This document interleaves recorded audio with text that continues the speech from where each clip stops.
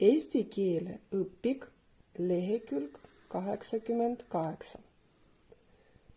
Jälgi, kuula ja korda. Saša, Charlotte, šokolaad. Saša sööb šokolaadi. Šurale maitseb Charlotte. Jõulud on kiire aeg. On vaja tuua kuusk. Teha jõulutoidud. Katta laud. Ja mida kõige veel? Praad läks kõrbema.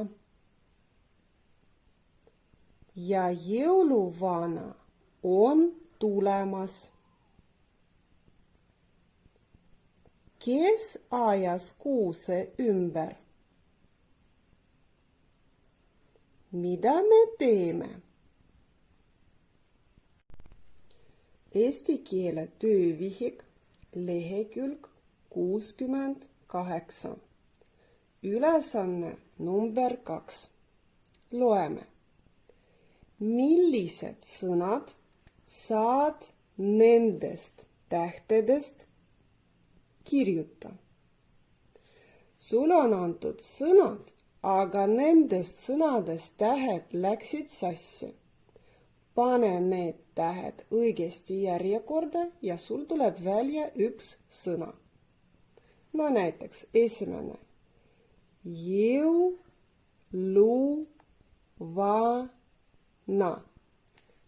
Pane tähed õiges järjekorras ja tuleb välja üks sõna. Kirjuta siia järjele.